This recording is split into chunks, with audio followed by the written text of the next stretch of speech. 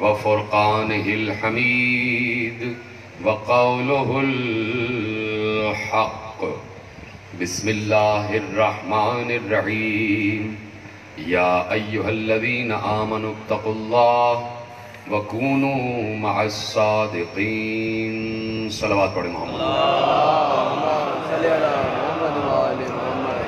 1442 ہجری کے عشرہ ماہ اعضا کی مرکزی امام بارگاہ دھوبی گھاٹ فیصل آباد میں آپ حضرات آج 5ویں مجلس میں شریک ہیں۔ پروردگار عالم نے ہمیں ایسے 12 صادقین عنایت فرمائے ہیں کہ جن کا تذکرہ اس نے قرآن میں بھی کیا ہے۔ ارشاد ہو رہا ہے کہ ثم اورثنا الکتاب الذین اصطفینا من عبادنا فمنہم ظالم لنفسہ ومنہم مقتصد ومنہم سابق بالخیرات باذن اللہ ذالک هو الفضل الکبیر۔ اللہ نے کہا کہ ہم نے اپنی کتاب کا، جسے میں قرآن کہتا ہوں، اس کتاب کو لاوارث نہیں چھوڑا ہے، اور اس کا ایک وارث مصطفیٰ نہیں ہے بلکہ مصطفیٰ بندے ہیں۔ تو اب دیکھنا پڑے گا کہ وہ تلاش جاری رکھو کہ کوئی مصطفیٰ جیسا مصطفیٰ، مصطفیٰ جیسا مصطفیٰ، مصطفیٰ جیسا مصطفیٰ، مصطفیٰ بعد مصطفیٰ نظر آنا چاہیے، اس لیے کہ قرآن اللہ نے یہ کہہ کے کہ ہم نے اس کتاب کا وارث بنایا ہے۔ کسے؟ کم از کم اگر نبی کی حد تک انسان رکے تو کتاب کا وارث ہے نبی، جسے مصطفیٰ کہتے ہیں۔ ابھی میں مصطفیٰ بندوں کی بات نہیں کر رہا، مصطفیٰ بندے کی بات کر رہا ہوں کہ کتاب کا وارث، جس پر کتاب نازل ہوئی ہے، وہ کتاب کا وارث ہے اور وہ نبی ہے۔ اس کا مطلب ہے کہ نبی وارث ہوتا بھی ہے اور وارث بناتا بھی ہے۔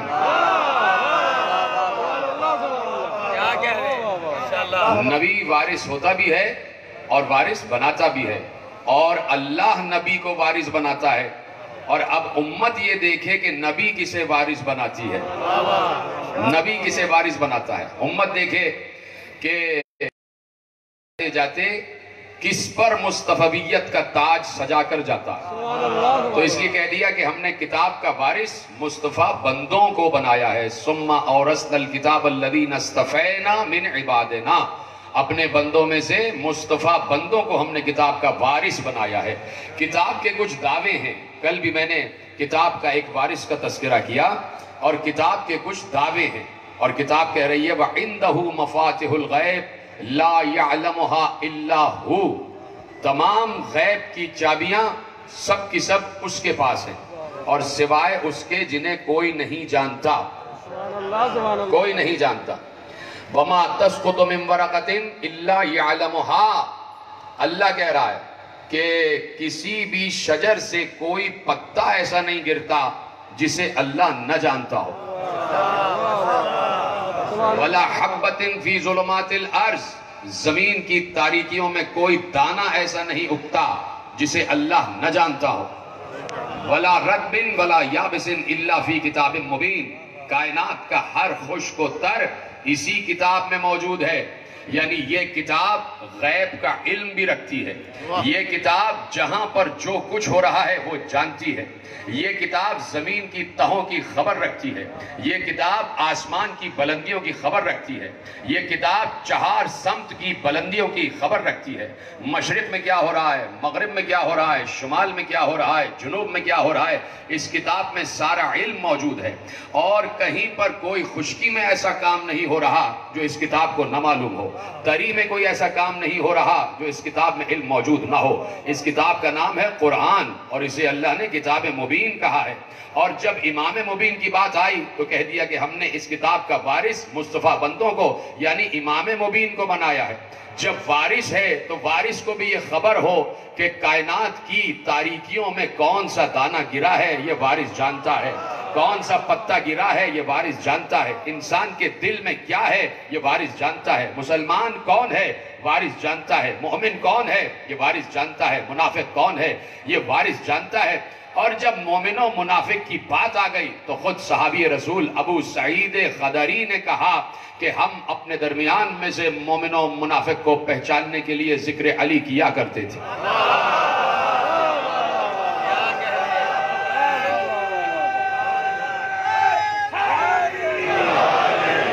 توجہ ہے، تو جہاں وارث کتاب خود ایمان و نفاق کی پہچان بن جائے، جہاں وارث کتاب خود مومن و منافق کو پہچاننے کی میزان بن جائے، تو یہ پہچان رسول نے بتائی، اور رسول نے اس انداز میں بتائی کہ ایک بار غدیر میں کسی کو اپنے کاندھے پر بلند کیا، اور ایسے بلند کیا کہ ممبر بنا ایک نیا پالان شتر کا، وہ ممبر نہیں کہ جس پہ ہر کوئی بیٹھ جائے، نیا ممبر بنا اس لیے کہ نیا خطیب آنے والا تھا، ممبر نیا بنا اس لیے کہ نئے خطیب کو آنا تھا، ممبر نیا بنا۔ پیغمبر نے علی کو اپنے کاندھے پہ بلند کیا، ایسے کہ علی کو اپنے سامنے رکھا، اور جب اپنے سامنے رکھا تو خود علی کے پیچھے چھپ گئے، اور علی کے پیچھے چھپ کے کہا کہ من کنت مولا ہو فہذا علی مولا، جس کا میں مولا اس کا یہ علی مولا۔ اب جتنے سامنے لوگ ہیں انہیں رسول نظر نہیں آ رہے، سامنے علی دکھائی دے رہے ہیں۔ پیغمبر نے جاتے جاتے اعلان کر دیا کہ جب بھی میں تمہاری نگاہوں سے پوشیدہ ہو جاؤں تو میرے بعد اگر دیکھنا تو علی ہی کو دیکھنا۔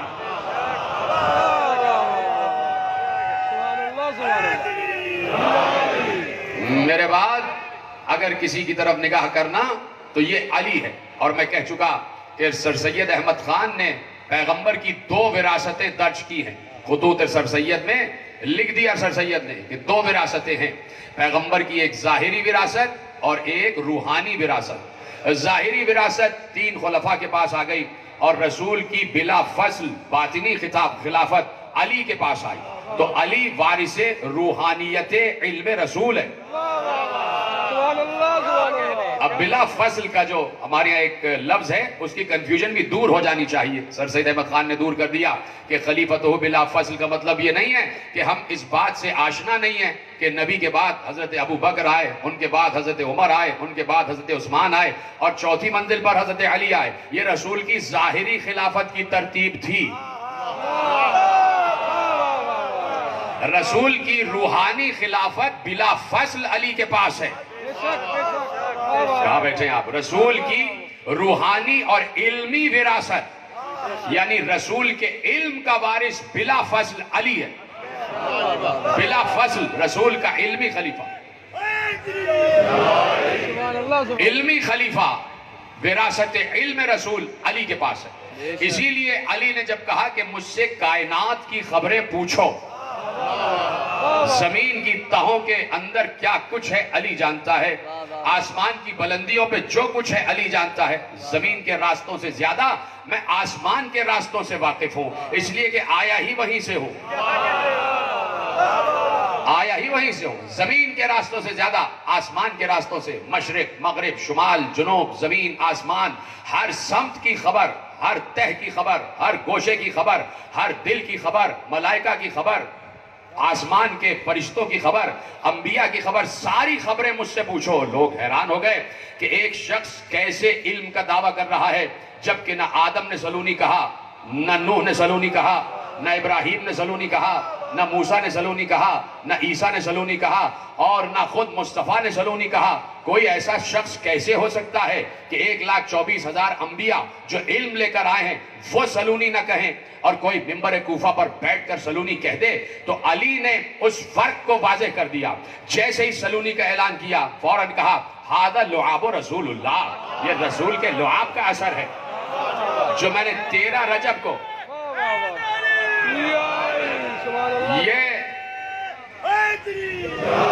یہ اس 13 رجب کو جو لعاب دہن رسول میں نے حاصل کیا، یہ اس کا اثر ہے کہ میں کائنات کی خبریں دے رہا ہوں۔ ھذا ما زقنی رسول اللہ زقن زقا، جیسے پرندہ اپنے بچے کو دانہ بھراتا ہے ویسے ہی رسول نے مجھے علم بھرایا ہے، ویسے ہی رسالت مآب نے مجھے علم بھرایا ہے۔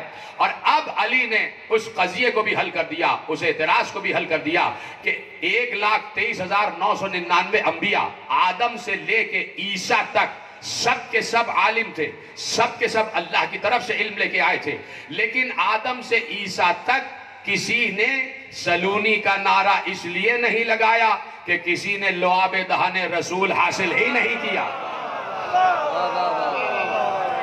سبحان اللہ، سبحان اللہ، سبحان اللہ سبحان اللہ. توجہ ہے نا، بات سمجھ میں آ رہی ہے سب کی؟ تو اب یہ ہے علمی وراثت. آج میں نے بہت بڑے مرحلے پر بات کی ہے کہ جہاں پر کنفیوژن ہو جاتی ہے کہ یہ خلیفت ہو بلا فضل کیا ہے، اس میں اہل سنت کنفیوژن کا شکار نہ ہوا کرے. یہ رسول کی روحانی وراثت ہے، اور رسول جب سے عالم ہے تب سے خلیفہ علی ہے. سبحان اللہ سبحان اللہ.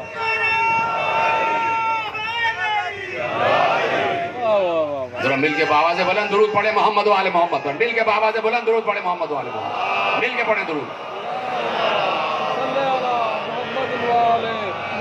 تو اب جب سے رسول عالم ہے تب سے علم رسول کا وارث علی ہے. اب دیکھو کہ رسول نے غدیر میں اپنے علم کا وارث علی کو بنایا. اب کسی اور کی طرف نہیں دیکھنا، اب دیکھنا علی کسے وارث بنا رہا ہے. اب علی علم رسول کا وارث کسے بنا رہا ہے. دنیا کی خلافتیں اپنی جگہ چل رہی ہیں جو آج تک جاری ہیں. کوئی خلیفہ نہیں بھی ہوتا پھر بھی خلیفہ بن رہا ہوتا. اب یہ محاورہ ہے نا کہ بھئی آپ خلیفہ نہ بنے.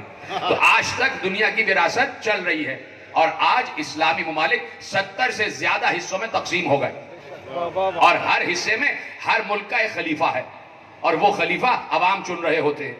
تو اب دیکھنا یہ ہے اللہ نے کس کو چنا. اللہ نے کس کو چنا؟ عوام چن رہے ہیں، اور اللہ کسے چن رہا ہے. تو اب دیکھو کہ علی نے علم رسول کا وارث کسے بنایا. تو ایک بار بادشاہ روم نے سوالات بھجوا دیے اور کہا کہ ان سوالات کے جوابات چاہیے.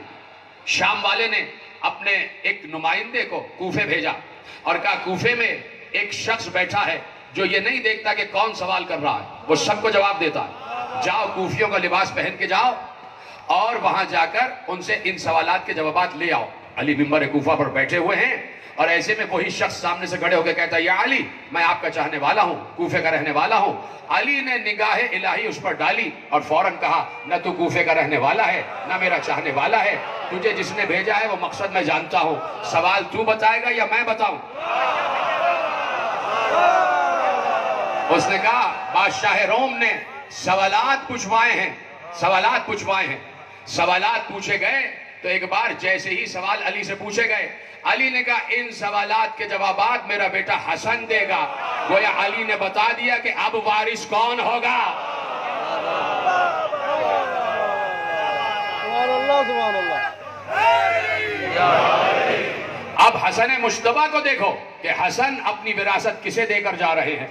یہ تو پوچھنے کی بات ہی نہیں ہے کہ پیغمبر نے تو پہلے ہی کہہ دیا تھا کہ میں معراج سے آیا تو وہاں میں نے پہلے ہی لکھا ہوا دیکھا تھا ان الحسین مصباح الہدیٰ. تو وراثت علم رسول کا اعلان مسلسل جاری اور ساری ہے. اب حسین کو دیکھو کہ حسین جاتے جاتے اپنا وارث کسے بنا رہے ہیں.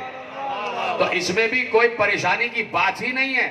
جب جا رہے تھے رخصت آخر کو تو اپنا امر امامت اپنے بیٹے کو تفویض کر کے گئے کہ اب جو امر وراثت رسول کا جس کے پاس وراثت ہوگی وہ نہ صرف یہ کہ امام ہوگا بلکہ ساجدین کا سردار بھی ہوگا، عابدوں کی زینت بھی ہوگا. اب دیکھو کہ زین العابدین کے بعد وہ وراثت علم رسول کس کے پاس آ گئی. وہ وراثت علم رسول کس کے پاس آ گئی. تو ایک مرتبہ رسول کے پاس جابر بن عبداللہ انصاری رضی اللہ عنہ بیٹھے ہوئے تھے، اور اب پوچھتے ہیں یا رسول اللہ آپ کے کتنے وارث؟ کہا میرے 12 وارث. اور ایک ایک کا نام گنوایا. جابر پہلا علی، دوسرا حسن، تیسرا حسین، چوتھا علی، پانچواں محمد. بات جب محمد پہ آئی تو کہا جابر تم اس محمد باقر کا زمانہ دیکھو گے، اور جب اس سے ملنا تو کہنا رسول نے تمہیں سلام بھیجا. رسول نے تمہیں جب ملنا محمد باقر میرے وارث سے تو کہنا رسول نے تمہیں سلام بھیجا ہے. تو اب جیسے ہی جابر نے سنا کہ رسول نے مجھے ایک امانت دی ہے، ایک وراثت سونپی ہے، تو اب جابر کی عمر طویل ہوتی گئی اور عہد پاہد گزرتا گیا. عالم یہ ہو گیا کہ جابر کی بینائی کمزور ہونا شروع ہو گئی. بات شروع ہو چکی ہے. آپ کو پتا ہے آج 5 محرم ہے اور 5ویں امام کا تذکرہ ہے. آج میرے امام محمد باقر علیہ السلام کا تذکرہ میں کرنا چاہتا ہوں. چاہے تو درود پڑھ دیں، چاہے تو آپ خاموش رہ جائیں.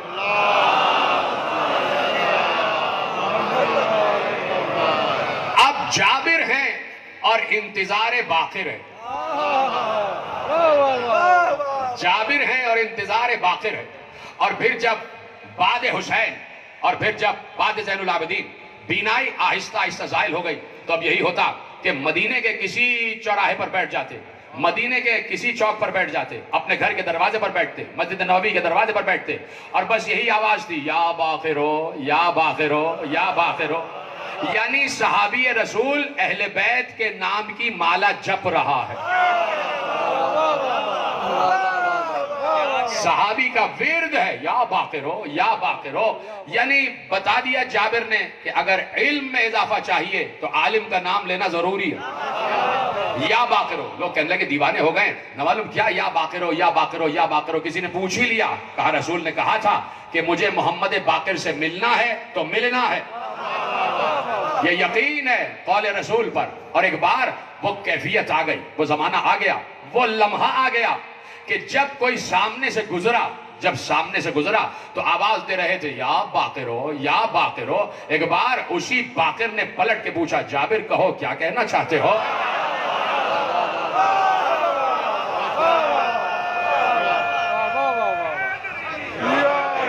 جابر کہو کیا کہنا چاہتے ہو؟ کہا آپ کون؟ کہا جس کو آواز دے رہے وہ باقر میں ہی تو ہوں, وہ محمد کا وارث باقر میں ہی تو ہوں. کہا اچھا, آنکھوں کی بینائی کم ہے, بہت کم دکھائی دیتا ہے, لیکن اس وقت کہا ذرا زحمت نہ ہو تو ذرا 2 قدم چل کے دکھائیے. محمد باقر مسکراتے ہوئے آگے بڑھے, کہا ذرا پلٹ کے پیچھے آگے دکھائیے. محمد باقر پلٹ کے پیچھے آئے, کہنے لگے ہاتھ لائیے, چال بھی وہی ہے, رفتار بھی وہی ہے, گفتار بھی وہی ہے.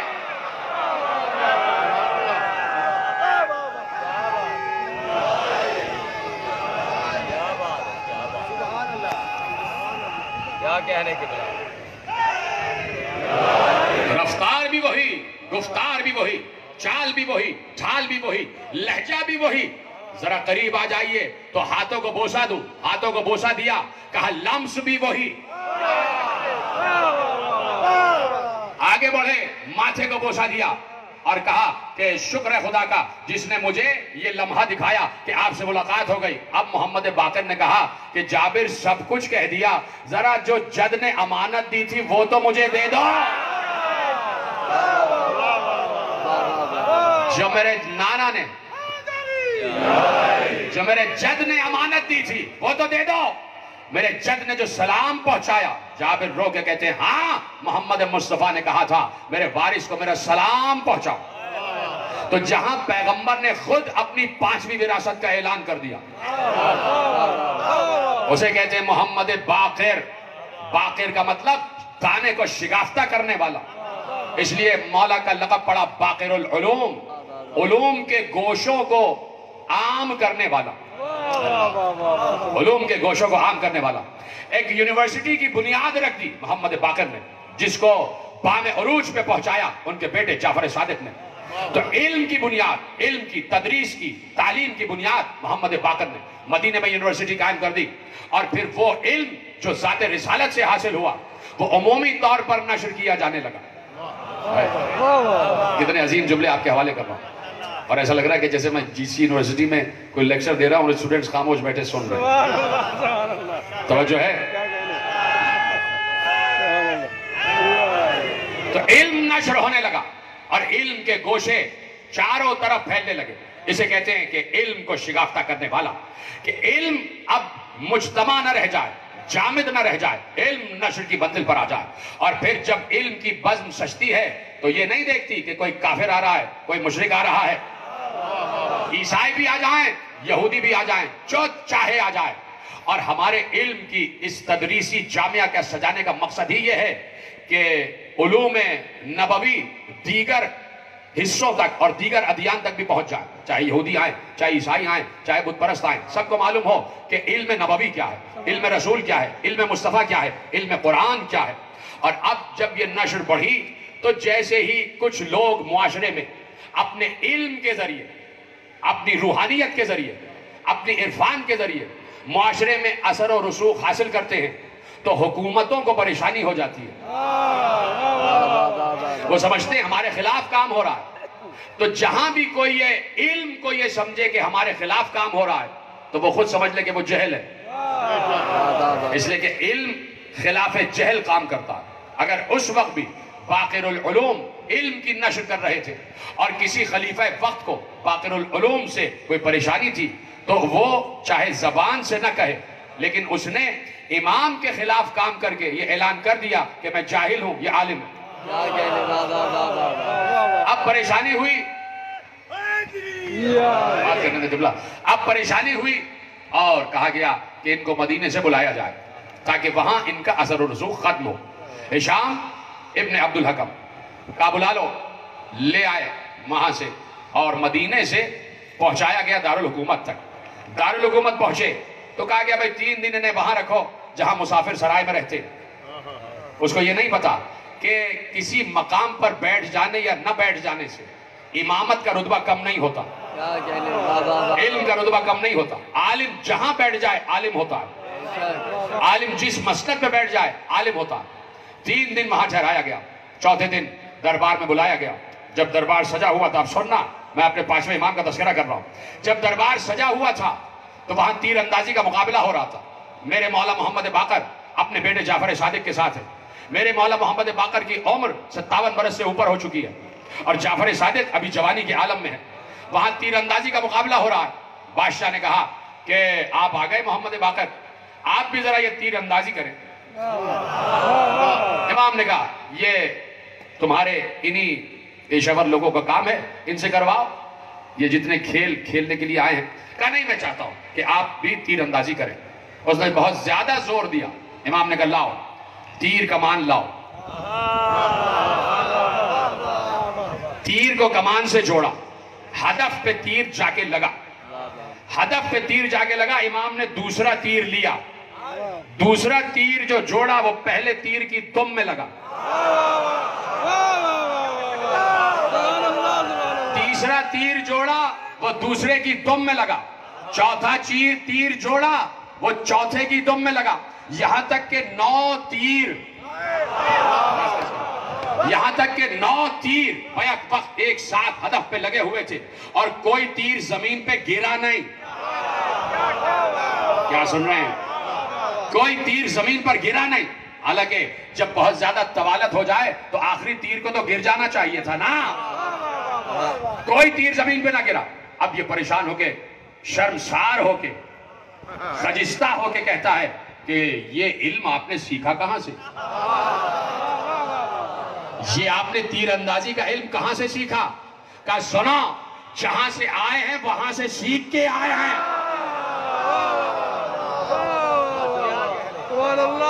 کہا زمین سے نہیں، آسمان سے سیکھ کر آئے. چلے، کہا کہ آپ کو رخصت ہے، جا کے آرام فرمائیں. اپنے بیٹے کے ساتھ چلے، جعفر صادق کے ساتھ چلے. جس راستے سے جا رہے تھے وہ ایک دن تھا کہ جہاں عیسائیوں کا ایک راہب سال میں 1 مرتبہ اپنے دیر سے باہر آتا تھا اور 100 برس سے اوپر اس کی عمر، اس کی بھویں لٹکی ہوئی، یہاں تک کہ اس نے بھووں کو کپڑوں سے اوپر باندھا ہوا تھا. کمر اس کی جھکی ہوئی اور بینائی اس کی زائل. سارے عیسائی کھڑے ہوئے اس کے انتظار میں، ہزاروں کا مجمع، کہ وہ باہر آئے گا، اپنا دیدار کروائے گا اور جو سوال ہم کرنا چاہیں گے اس سے کریں گے. وہ اپنے گرجا سے باہر آیا. اسی مجمع میں میرے 5ویں اور 6ٹھے امام ایک طرف آ کے کھڑے ہو گئے. وہ باہر آیا، اس نے پوری ایک نگاہ مجمع پہ ڈالی. پورے مجمع کو ایسے دیکھا. دیکھتے دیکھتے اس مقام پر نگاہ رکی جہاں رسول کا 5واں اور 6ٹھا وارث استادہ تھا. رک کے پوچھتا ہے، میں نے آپ کو پہلے نہیں دیکھا، یہ بتائیے ہماری امت میں سے ہیں یا امت مرحومہ میں سے؟ امام محمد باقر نے کہا امت مرحومہ میں ہوں. اچھا، آپ مرحومہ کو کیا سمجھ رہے ہیں؟ مرحوم، اسی لیے تو چپ ہو گئے آپ. بھائی مسلمان امت مسلمہ کو امت مرحومہ کہتے ہیں، مری بھی نہیں. چپ جو ہو گئے آپ. مرحوم اگلے سورہ فاتحہ یہ ہوتا ہے نا. امت مرحومہ کہتے ہیں امت مسلمہ کو. مرحومہ کا مطلب جس پر رحم کیا گیا. اب سمجھ میں آیا؟ یہ چپ جو ہو گئے آپ. کہا کہ آپ ہماری امت میں سے ہیں یا امت مرحومہ میں؟ مولا نے کہا امت مرحومہ میں سے ہوں. یہ بتائیے اس امت کے عالموں میں ہیں یا جاہلوں میں؟ اس کا مطلب ہے کہ راہب کو معلوم ہے کہ اس امت میں کچھ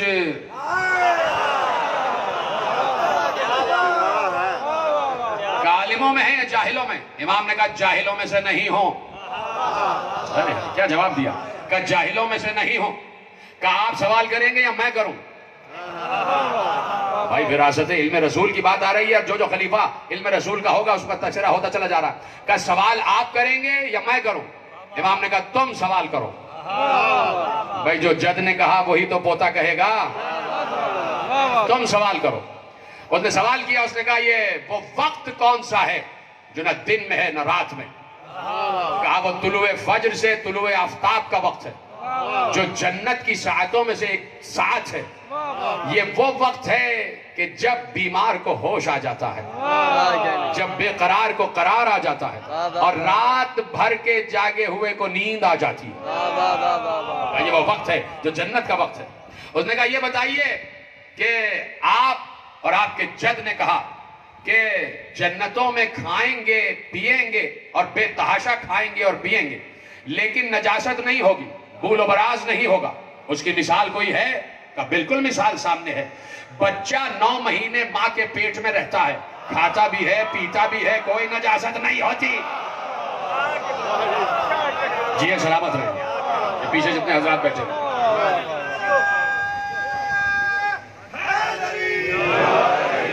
اچھا یہ بتائیے کہ آپ کے جد نے کہا کہ جنت میں نعمتیں استعمال کی جائیں گی, نعمتیں استعمال کی جائیں گی, نعمتیں استعمال کی جائیں گی.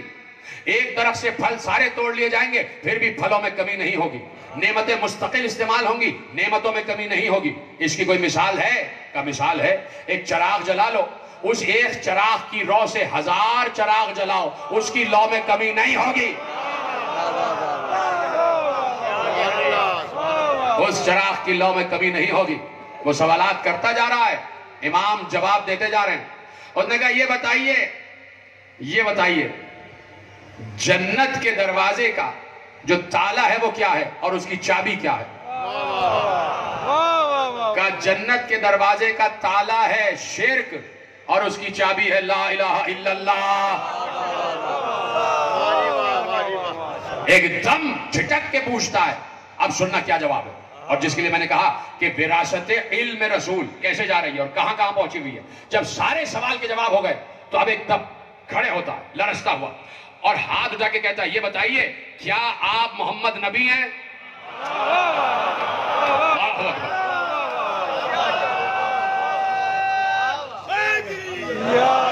آپ کیا محمد نبی ہیں, احمد نبی ہیں؟ کہا نہیں, وہ میرے جد تھے. ایسے نہ سنیں, میرا ساتھ دیتے جائیں. نہیں, وہ میرے جد تھے. کہا کیا آپ ایلیا ہیں؟ کہا وہ میرے دادا تھے.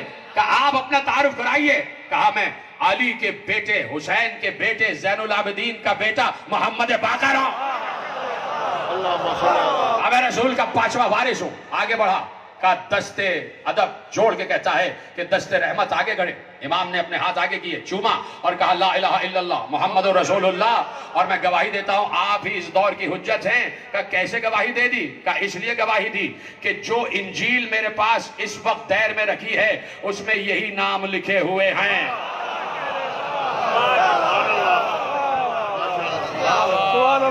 تو وراثت علم رسول نہ توریت سے محو ہے, نہ انجیل سے محو ہے, نہ قرآن سے محو ہے. جہاں جہاں وراثت کا دعویٰ ہو رہا ہے وہاں پر دلیل آسمانی کتابوں سے, آسمانی کتابوں سے.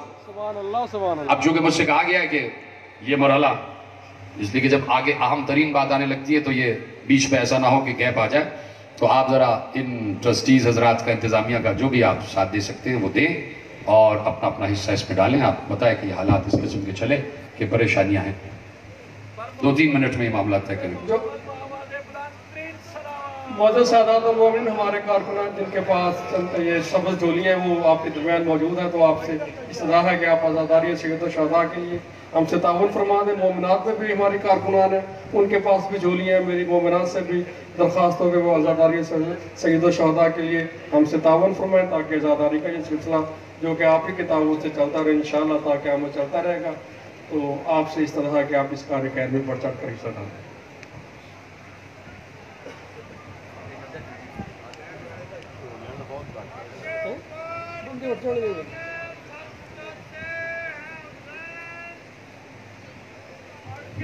ये कुछ दोस्त सेंटर से उठ जाए ना, 2-4 बंदे उठ के थोड़ा सा मदद कर दे हमारी, और फिर वो झोलियों में डलवा दे। मेहरबानी होगी आपकी।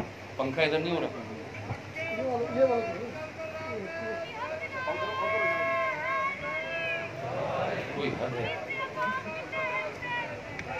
ठीक है।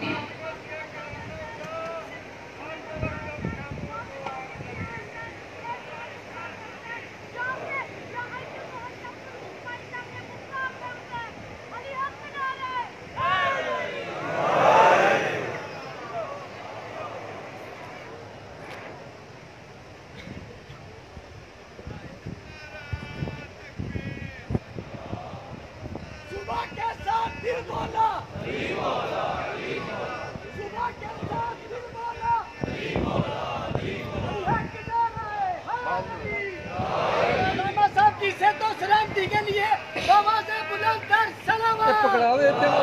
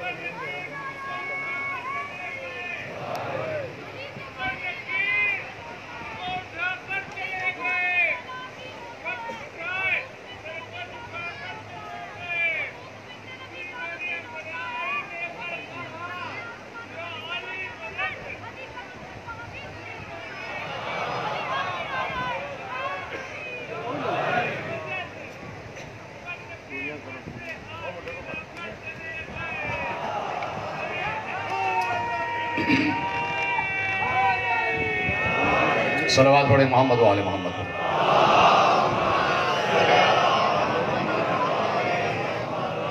बाज़ बुलंद दुरूद पढ़े मोहम्मद वाले मोहम्मद।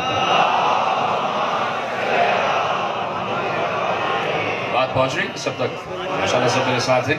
तो विरासत है इल्म रसूल की जिसका तस्करा हो रहा है, और चूंकि पहला ही सादिक है तो सब सादिक, और जिसकी सदाकत की गवाही और इकरार तो कुफार मक्का ने भी किया कि क्या मैं झूठ बोलता हूँ? कहा नहीं, आप सादिक और अमीन भी हैं।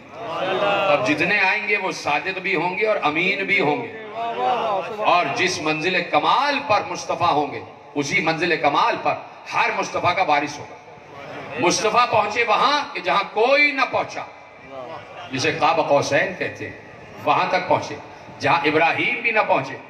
इब्राहीम पहुंचे तो मलकूत समावात तक पहुंचे, जिसे कहा गया कज़ालिका नुरी इब्राहीम मलकूत समावात वल अर्ज़, हमने ऐसे दिखाया इब्राहीम को आसमान और जमीन का इक़्तिदार। तवज्जो, ये मलकूत वो है कि जहां से, जिसे आप कमांड एंड कंट्रोल सेंटर कहें, कि पूरी कायनात का इक़्तिदार जो मलकूत व जबरूत है, जहां से पूरी कायनात का निजाम चले।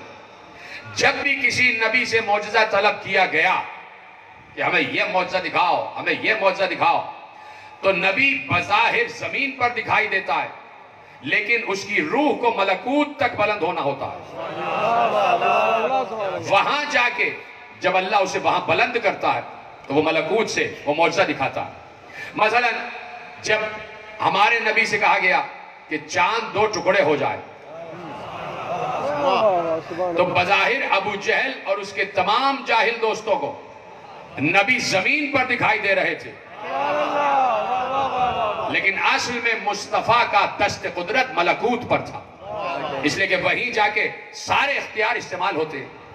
اب جناب ابراہیم نے کہا میں چاہتا ہوں کہ مجھے دکھا کہ تو مردوں کو زندہ کیسے کرتا. تو اللہ نے کہا 4 پرندوں کو جمع کرو، ایسے ایسے کرو، سنی بھی بات ہے، اور آواز دو. جیسے ہی تم آواز دو گے وہ پرندے سارے آ جائیں گے اور زندہ ہو جائیں گے. جب سارے مردہ پرندے زندہ ہو گئے تو اللہ نے کہا کذالک نری ابراہیم ملکوت السماوات والارض لیکون من الموقنین. ہم نے ایسے دکھایا ابراہیم کو زمین اور آسمان کا اقتدار تاکہ وہ یقین کرنے والوں میں ہو جائے، یقین کرنے والوں میں ہو جائے. اس سے پتہ چلا کہ ابراہیم بیٹھے تھے زمین پر. کہاں چلے گئے آپ؟ بیٹھے تھے زمین پر، لیکن اس وقت ملکوت تک پہنچے ہوئے تھے کہ جس وقت مردہ پرندوں کو زندہ کر رہے تھے. ملکوت تک پہنچ گئے، بات آ گئی، برسا برس گزر گئے. امام باقر علیہ السلام بیٹھے ہوئے ہیں اور ایک شخص آیا اور آ کر 2 زانو ہو کے بیٹھ گیا، دست ادب جوڑ کر بیٹھ گیا، زانو ادب جوڑ کر بیٹھ گیا اور کہتا ہے ایک سوال ہے. کیا سوال ہے؟ اب اقتدار دیکھنا. کہ سوال یہ ہے کہ اللہ نے کہا کذالک نری ابراہیم ملکوت السماوات والارض. کہاں اللہ نے کہا میں یہ پوچھنا چاہتا ہوں کہ اللہ نے ملکوت کیسے دکھایا. امام باقر سے پوچھ رہا ہے، میں پوچھنا چاہتا ہوں کہ اللہ نے کیسے دکھایا ابراہیم کو ملکوت السماوات والارض. سنو گے ہے میرے ساتھ؟ اب وہ سائل جو ہے ادب میں گردن جھکائے ہوئے تھا، اس لیے کہ سامنے عالم بھی ہے، عالم بھی ہے، امام بھی ہے، وارث علم رسول بھی ہے. گردن جھکائے ہوئے بیٹھا تھا.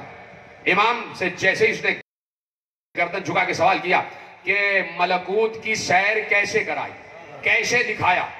امام نے کہا گردن اٹھاؤ، چھت کو دیکھو.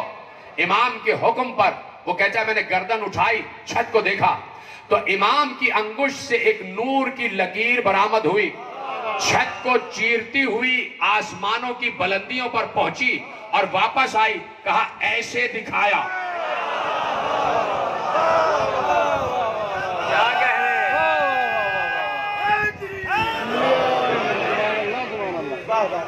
کیسے دکھایا؟ آپ کہیں گے یہ کیا بات ہو گئی؟ اب آخری جملے فضائل کے اعتبار سے کہ جس وقت ملکوت پر پہنچے ابراہیم تو وہاں روایت نے لکھ دیا کہ ابراہیم جب ملکوت کا مشاہدہ کر چکے تو ابراہیم نے وہاں 5 انوار دیکھے جو اللہ کی تسبیح کر رہے تھے. جناب ابراہیم نے اللہ سے پوچھا پروردگار یہ 5 کون؟ آواز آئی ہم تو اسی انتظار میں رہتے ہیں کوئی پوچھے اور ہم بتائیں. میں محمود ہوں، یہ محمد ہے. میں علی اعلیٰ ہوں، یہ علی ہے. میں فاطر السماوات والارض ہوں، یہ فاطمہ ہے.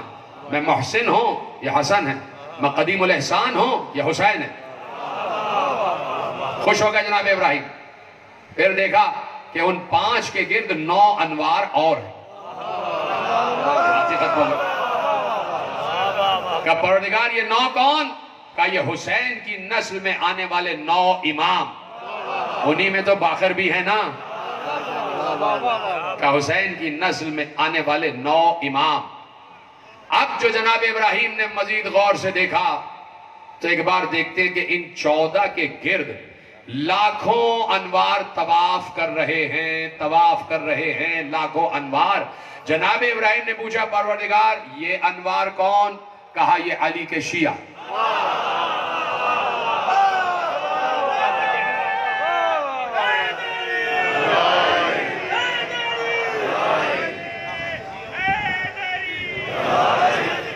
توجہ فرمائی آپ نے؟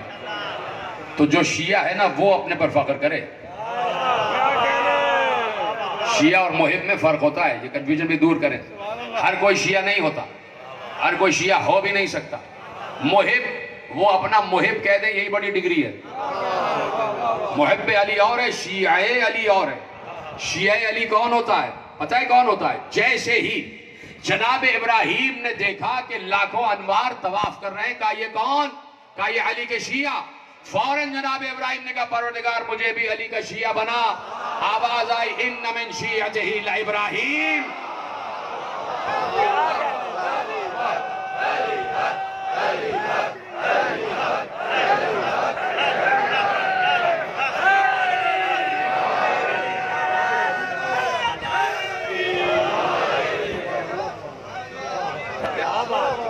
علی کا شیعہ اس مرتبے کا ہوتا ہے. ہم تو محب ہی کہلا لیں، بڑی بات ہے. یہ مسلمان محب علی کہلا لیں، بڑی بات ہے. وہاں سے محب کی ڈگری آ جائے، یہ بہت بڑی ڈگری ہے. کہ چاہنے والے تو ہیں، چاہنے والے تو ہیں کس کے؟ علی کے. علی کے چاہنے والے ہیں، یہ بڑی ڈگری ہے، کوئی معمولی ڈگری نہیں ہے. اب میں نے روایت پیش کی تھی اور مشکات شریف سے روایت پیش کی تھی باب مناقب اہل بیت. اگر آپ کو یاد ہو کہ جناب عباس ابن عبد المطلب، مشکات شریف سے حضرت کی اہم ترین کتاب، جناب عباس ابن عبد المطلب پیغمبر کے پاس آئے اور مزمحل آئے. چہرے پہ آزردگی تھی، چہرے پہ غم کے اثرات تھے. چچا یہ غم کے اثرات کیوں ہیں؟ آزردگی کیوں ہے؟ آپ یہ پشمردہ کیوں ہو رہے ہیں؟ کہا کہ یا رسول اللہ، جب ہم دیکھتے ہیں قریش آپس میں ملتے ہیں تو ایک دوسرے سے بڑے مسکرا کے ملتے ہیں، بڑی خندہ پیشانی سے ملتے ہیں. جب یہ قریش ہم بنی ہاشم سے ملتے ہیں تو ان کی مسکراہٹ ختم ہو جاتی ہے. یہ خندہ پیشانی سے ہم سے نہیں ملتے. اس کی وجہ کیا ہے؟ اس پر مجھے اضمحلال ہے. تو پیغمبر جلال کے عالم میں اٹھے. مشکات شریف باب مناقب اہل بیت سے روایت آپ کے حوالے کر رہا ہوں کہ پیغمبر جلال کے عالم میں اٹھے اور منبر پر گئے. سوال ہوا ہے کہ جب یہ ہم بنی ہاشم سے ملتے ہیں تو یہ خندہ پیشانی سے نہیں ملتے، مسکرا کے نہیں ملتے. تو پیغمبر کو جلال آ گیا، منبر پہ گئے اور منبر پر بیٹھ کر اصحاب تشریف فرما ہے اور اصحاب کے سامنے اپنے چچا کو مخاطب کر کے کہا، چچا جو آپ بنی ہاشم سے میرے اور اللہ کے لیے محبت نہ کرے اس شخص کے دل میں ایمان کبھی داخل نہیں ہو سکتا. اس شخص کے دل میں ایمان داخل نہیں ہو سکتا.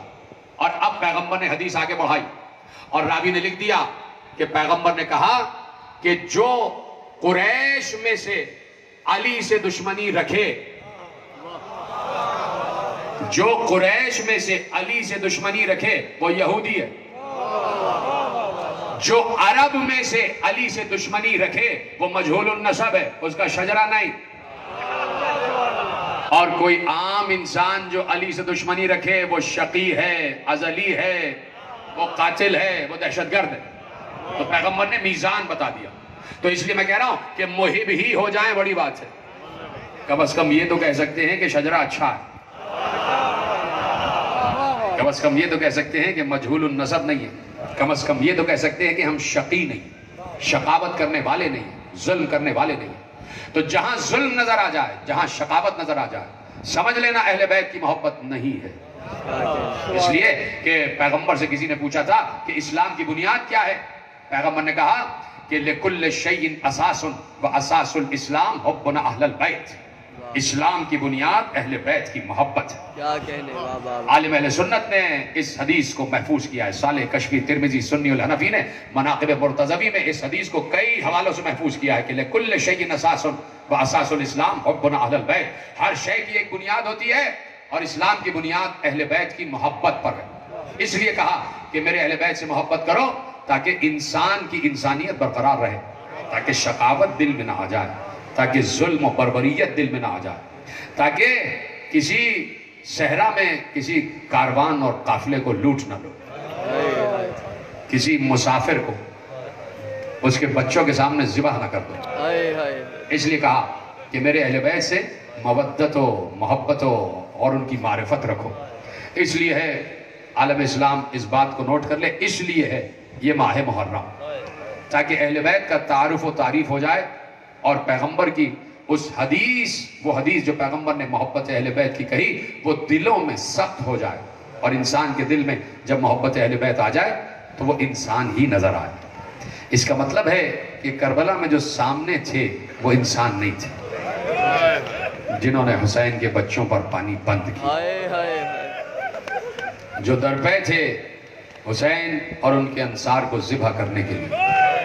ایسا نہیں تھا کہ وہ جانتے نہیں تھے کہ یہ کون ہے، بار بار حسین پوچھ رہے تھے، جانتے ہو میں کون ہوں؟ میں نبی کی بیٹی کا بیٹا ہوں۔ کہا سب جانتے ہیں، آپ نواسہ رسول ہیں۔ کہا کہ یہ بتاؤ کہ میں نے تمہارا کوئی نقصان کیا ہے؟ میں نے کبھی تمہارا گھر لوٹا ہے؟ میں نے کیا تمہارے جوانوں کو قتل کیا ہے؟ سب نے کہا نہیں، کبھی بھی آپ نے ایسا نہیں کیا۔ کہا پھر مجھے کیوں مار رہے ہو؟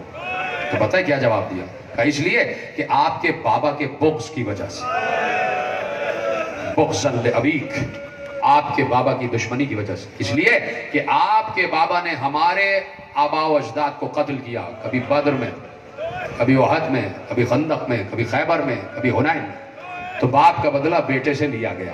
اب سمجھ میں آیا کہ علی کے ہر عمل کو وہ ذاتی عمل سمجھ رہے تھے، جبکہ علی جب تلوار نکالتے تھے تو رسول کے حکم سے نکالتے تھے۔ جنہیں بھی علی نے تحت کیا ہے حکم رسول کے تحت کیا ہے، اس لیے کہ علی بعد غدیر وارث علم رسول بھی ہے اور وارث حکم رسول بھی ہے۔ کہا کہ تمہیں تمہارے باپ کے بغض کی وجہ سے، تب بتاؤ حسین کیا جواب دے؟ دلوں میں محبت اہل بیت جن کے ہے وہ 72 بن کے حسین کے ساتھ آ گئے۔ اور پھر کچھ ایسے لوگ بھی آئے کہ جنہیں جاہل رکھا گیا تھا کہ ایک باغی نے بغاوت کی ہے۔ جب وہ حسین سے آ کے ملتے اور حسین بتاتے کہ میں کون ہوں، تو پھر تلواریں ان کی الٹ کے فوج یزید کی طرف چلتی۔ 100 سے اوپر حسین کے ناصر شہید ہو گئے، 72 تو ساتھ تھے اور باقی اسی وقت جب حسین سے مل رہے تھے اور حسین کو پہچانتے تو حسین کے ساتھ نصرت حسین میں جنگ کر کے اپنی جان دے دیتے۔ تو صرف یہی تک نہیں، میں کہہ چکا کہ مقدمہ شہادت حسین 9 ذی الحجہ سے شروع ہوا، عید قربان سے ایک دن پہلے، کہ جب مسلم شہید کر دیا گئے۔ اجرکم علی اللہ۔ مسلم دارالامارہ کی چھت پر بیٹھے ہوئے ہیں اور گردن تہے تیغ ہے، ہاتھ پس پشت بندھے ہوئے ہیں، اور جلاد کی تلوار گردن مسلم پر چلا ہی چاہتی ہے کہ ایک بار کہا ذرا رک جا، میں ان کوفے والوں سے کچھ بات کرنا چاہتا ہوں۔ دارالامارہ کی بلندی سے نیچے دیکھا، بازار کوفہ سجا ہوا ہے، اور مسلم نے کہا ہے مسلمانوں کل عید مناؤ گے؟ کل عید مناؤ گے؟ تم خریداری کرنے کے لیے نکلے ہو، میں دیکھ رہا ہوں تمہاری گودیوں میں چھوٹے چھوٹے بچے ہیں۔ اے کوفے والوں، میرے ساتھ بھی 2 بچے تھے، وہ اس وقت کہیں جنگ میں کہیں مجھ سے بچھڑ گئے ہیں، نہ معلوم میرے بچے اس وقت کس عالم میں ہوں گے۔ کسی کو مل جائیں تو انہیں مدینے کی راہ دکھا دینا۔ وہ سادات کے گھرانے کے بچے ہیں، مسلم جہاں جنگ کر رہے تھے نا، اور جس وقت تہے تیغ ہو رہے تھے، یہی فکر تھی، نہ معلوم میرے بچے کہاں پر۔ اس لیے کہ ماں نے جاتے جاتے کہا تھا والی یہ میرے بچے نہیں میرے دل کے ٹکڑے جا رہے ہیں، والی ان کا خیال رکھیے گا۔ تو ظاہر اس بات ہے کہ 7 اور 8 برس کے 2 بچے، مسلمان سنیں کہ مسلم کے 2 بچے محمد اور ابراہیم، ایک کی عمر 7 برس، ایک کی عمر 8 برس۔ ذرا خود اپنے دائیں بائیں دیکھ لینا، خدا بچوں کو سلامت رکھے۔ 7 اور 8 برس کے بچے کتنے بڑے ہوتے ہیں، چھوٹے چھوٹے قد ہوتے ہیں، اور ابھی تو ان کی مسیں بھی نہیں بھیگی ہوتی، اور پھر بچے بھی سادات کے گھرانے کے بچے، کہ حسن جس پر اپنا صدقہ بن کے نچھاور ہو رہا ہو، کتنے حسین بچے۔ اور جب وہ کہیں بچھڑ جائیں تو باپ کا کیا عالم اور ماں کا کیا عالم۔ ختم ہو گئی تقریر، 1 سال بچے قید میں رہے۔ ایک بار جب دربان نے یہ سنا کہ یہ آل محمد کے گھرانے کے بچے ہیں تو کہتا ہے مجھے معاف کیجئے گا، میں پہچانا نہیں۔ کہا ہمیں کوفے کی راہ، نجف کی راہ دکھا دے۔ اپنے بیٹے سے کہا کہ جدھر قافلے جا رہے ہیں نا، ان قافلوں میں ایک قافلہ نجف کو جا رہا ہے، ان دونوں شہزادوں کو ان قافلوں کے ساتھ کر دو۔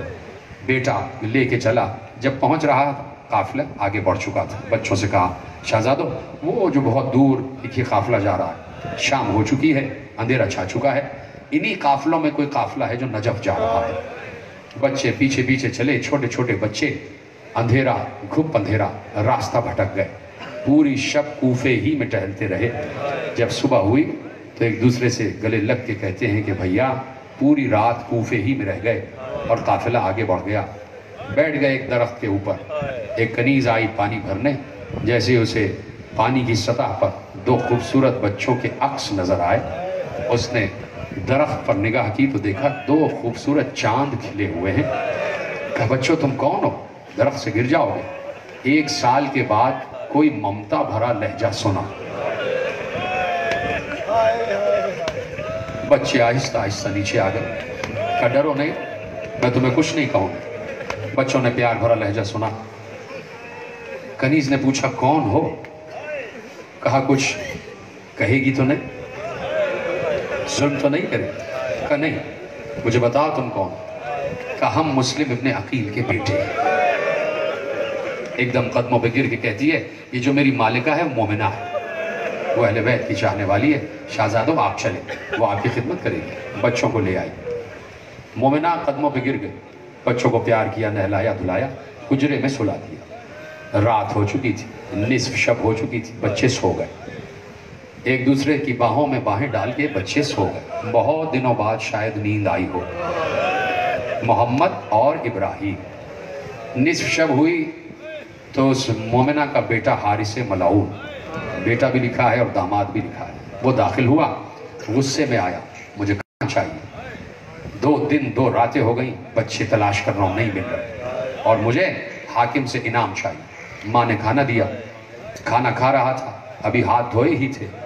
وہاں بچے سو رہے تھے. سوتے میں بچوں نے خواب دیکھا, اور دونوں نے ایک جیسا ایک ساتھ خواب دیکھا, اور دونوں چونک کر اٹھے. دونوں نے خواب بیان کیا. بھیا خواب یہ دیکھا کہ ایک بزم سجی ہوئی ہے, اس میں ہمارے جد رسول اللہ بیٹھے ہیں.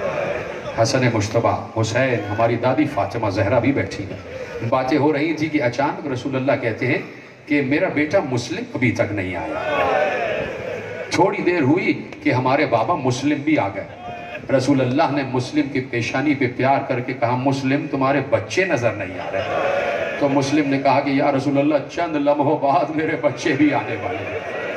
ایسے میں دونوں کی آنکھ کھل گئی. دونوں نے کہا کہ بھیا ایسا معلوم ہوتا ہے یہ شب ہماری آخری شب ہے, یہ شب ہماری آخری شب ہے. ابھی بچے یہ باتیں کر رہے تھے کہ حارث کے کان میں یہ باتیں آ گئی. حارث کے کان میں بچوں کے رونے کی آواز آئی. اس نے کہا اس حجرے میں کون ہے؟ ماں نے کہا کوئی نہیں ہے, تیرے کان بج رہے ہیں, جا اپنے حجرے میں سو جا. کہا نہیں, مجھے آواز آ رہی ہے. ماں کا ہاتھ چھڑا کے جیسے ہی حجرے کے دروازے پہ لات مار کے اندر گیا تو میر انیس کہتے ہیں کہ وہاں مسلم مظلوم کے پیارے نظر آئے. ایک برج میں 2 عرش کے تارے نظر آئے. اس نے رو کے, اس نے غصے سے کہا کہ 2 دن سے میں تمہیں تلاش کر رہا تھا, مجھے کیا پتا کہ تم میرے ہی گھر میں چھپے ہوئے ہو. اب ان بچوں کو باہر لے کے آیا صحن میں, لیکن ذرا اس کی ماں سے پوچھ لینا کیسے لے کے آیا. اس کی ماں نے کہا دونوں بچوں کو سر سے پکڑ کے بالوں سے گھسیٹتا ہوا ایک بار صحن میں لے آیا. صحن میں ایک ستون ہے, ستون سے بچوں کو باندھ دیا. شکم سے دونوں بچوں کو ستون سے باندھا اور صبح ہونے کا انتظار کرتا رہا. لیکن اس طرح انتظار کیا کہ کبھی محمد کے منہ پر تماچا مار رہا ہے, کبھی ابراہیم کے, کیا سن رہے ہو میرے عزیزوں, تمہاری آوازیں گریا بلند ہو, کبھی ابراہیم کے منہ پر تماچے مار رہا ہے. رات بھر بچے کہتے رہے ارے ہم سید السادات ہیں, ہم سادات کے گھرانے کے بچے ہیں, ہم پر ظلم نہ کر. ارے جب صبح ہوئی دونوں بچوں کے رخسار نیلے ہو چکے تھے. اتنے تماچے مارے ہیں کہ بچوں کے رخسار نیلے ہو چکے تھے. صبح ہوئی, رسیاں کھول کے ہاتھوں کو رسیوں سے باندھا, گھسیٹتا ہوا نہر فرات کی طرف لے چلا. کہا اب تمہیں زندہ نہیں لے جاؤں گا, تمہاری گردنیں مار کے لے جاؤں گا تاکہ انعام میں اضافہ ہو جائے. پتہ ہے بچوں نے کیا کہا؟ کہا دیکھ ہم سادات کے گھرانے کے بچے ہیں, یہ کر کہ ہماری زلفیں کاٹ دے اور ہمیں وہاں بیچ جہاں غلاموں کو بیچا جاتا ہے. کیا اس سے بڑا کوئی جملہ ہوگا؟ کیا اس سے بڑی رونے کی کوئی بات ہوگی؟ سادات کے گھرانے کے بچے کہہ رہے ہیں ہماری زلفوں کو کاٹ اور جہاں غلام بیچے جاتے ہیں وہاں ہمیں بیچ دے تاکہ تجھے بہت انعام ملے گا. کہا نہیں, اس سے زیادہ انعام چاہیے. ماں قدموں سے لپٹ گئی, نہ مار. ارے میں فاطمہ زہرا کو کیا منہ دکھاؤں گی. ماں کو زور سے جھٹک کے دور پھینکا, ماں گر کے بے ہوش ہو گئی. بچوں کو لے کے چلا, نہر کے کرانے آیا اور کہا تم دونوں کی گردنیں ماروں گا, तुम दोनों को ज़िबा करूंगा। मोहम्मद ने इब्राहीम की गर्दन पर, इब्राहीम ने मोहम्मद की गर्दन पे गर्दन रखी, मेरे भाई को मेरे सामने कत्ल न कर, मेरे भाई को मेरे सामने कत्ल न कर। अच्छा सुन, अगर कत्ल करने का इरादा कर ही लिया है तो 2 रकत नमाज तो पढ़ने दे, 2 रकत नमाज पढ़ने की इजाजत तो दे। बच्चों ने नमाज पढ़ी, नमाज खत्म हुई, एक बार मोहम्मद की गर्दन को पकड़ा, इब्राहीम आगे बढ़ा, हाथ पकड़ पकड़ के कहता है छोड़ दो मेरे भाई को। इब्राहीम को दूर झटक कर फेंका, वो इब्राहीम दूर जाके गिरे, इधर से मोहम्मद को लिटाया, भाई के सामने भाई की गर्दन पे छुरी फेरी गई, गला कटा, गर्दन एक तरफ रखी, भाई के जिस्म को उठाया, जिस्म पे सर नहीं है, फुरात की सतह पर फेंका। लोग कहते हैं कि लाशा फुरात की सतह पर रुका रहा, इब्राहीम को लिटाया। इब्राहीम की, क्या सुन रहे हो मेरे अजीजों, तुम्हारी आवाज बुलंद हो जाए, आखिरी जुमले कहने जा रहा हूं। इब्राहीम की गर्दन काटी, इब्राहीम का कटा हुआ जिस्म उठाया, नहरे फुरात में फेंका, दोनों भाई एक दूसरे से बगलगीर हो गए, दोनों लाशें एक दूसरे से लिपट गए, दोनों के सरों को उठाया, बालों से पकड़कर उठाया, कटी हुई रगों से खून बह रहा था, कटी हुई रगों से खून बह रहा है, दोनों बच्चों के सरों को लेके चला। जैसे ही इब्ने जियाद के दरबार में पहुंचा, इब्ने जियाद से ज्यादा शकी उस दौर में कोई था नहीं, जैसे ही इब्ने जियाद ने देखा कि हारिस के हाथ में 2 कटे हुए सर हैं, बेख्तियार चौंक कर खड़ा हुआ और खड़े होकर कहता है, ओ जालिम, किस माँ की गोद उजाड़ के आया है, किस माँ की गोद उजाड़ के आ गया, अरे किसके चांद सितारे तोड़ कर ले आया। कहा हाकिम मुझे इनाम दे, मैं मुस्लिम के बच्चों के सर काट के ले आया, 7 और 8 बरस के बच्चे। मुसलमानों यही रोना है कि क्या जुल्म हुआ है, 7 और 8 बरस के बच्चे, कटे हुए सर। इब्न जियाद कहता है कि मैंने कहा था कि गिरफ्तार करके लाना, तूने मेरे हुक्म की खिलाफ वर्जी की है। एक बार जलाल के आलम में आ गया, ये कुदरत की तरफ से सजा का इंतजाम था, इसलिए कि कुदरत भी चाह रही थी कि फौरन इसके कातिल को बदला मिले। कहा मैंने कहा था कि गिरफ्तार करके लाना, तूने मेरे हुक्म की खिलाफ वर्जी की है। जल्लाद से कहा हारिस को वहीं ले जाओ जहां इसने बच्चों को कत्ल किया। सारा दरबार साथ है, इब्ने जियाद भी साथ है, हारिस को हाथों से पकड़ के गिरफ्तार करके जल्लाद लेके चला। जैसे ही उस नहर के किनारे पहुंचे जहां बच्चों को ज़िबा किया गया था, एक बार इब्ने जियाद रुक कर पूछता है, ओ हारिस ये जमीन पर निशान कैसे है, ये मुझे निशान कैसे नजर आ रहे हैं। तो हारिस ने कहा जब बच्चों को ज़िबा कर रहा था, बच्चे एड़ियां रगड़ रहे थे। क्या गिरिया कर रहे, बच्चे एड़ियां रगड़ रहे थे, आवाज आ रही थी जालिम हमें न मार, जालिम हमें न मार। और ए इब्ने जियाद, मैंने किसी बीबी की आवाज सुनी। अजरकुम अल्लाह, अजरकुम अल्लाह। बस आखिरी जुमले पढ़ने जा रहा हूं, फिर ताबूत आ जाएगा। मार दिया, हारिस का गला कट गया। शाम हो गई। बनी असद वाले कहते हैं कि हम जब उस रास्ते से गुजरे तो हमने देखा कि नहरे फुरात में कुछ नूर की कश्तियां आ रही हैं। वो कश्तियां किनारे से आके लगी। पहले उस कश्ती से एक बुलंद कामत की हस्ती बरामद हुई, फिर उसके बराबर की एक हस्ती बरामद हुई, फिर उस कश्ती से एक सियाह नकाब में बीबी बरामद हुई। और बरामद होने के बाद कहा बाबा आपने देखा मेरे बच्चों के साथ इन्होंने क्या किया। अब वही बीबी, आखिरी जुमला, फुरात के किनारे आई, हाथ उठाकर कहा ऐ नहरे फुरात मेरी अमानत मुझे वापस कर। बच्चों के लाशें उभर के आ गए। ज़हरा ने आवाज दी हाय मुस्लिम के प्यारे।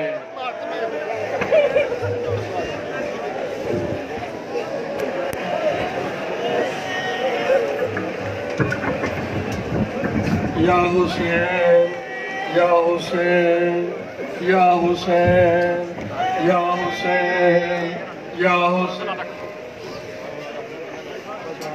या हुसैन, या हुसैन।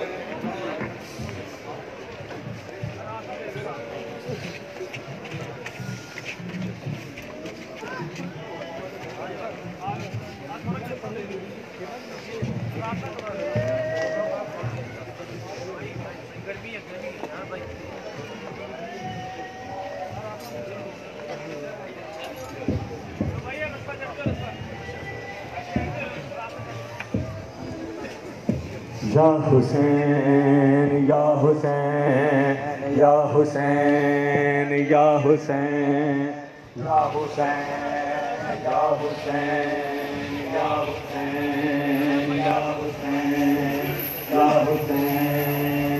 حسین یا حسین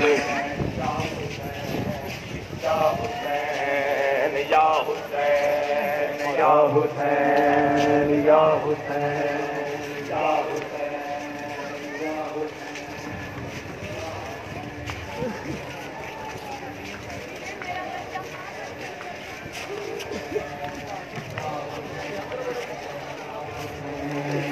یا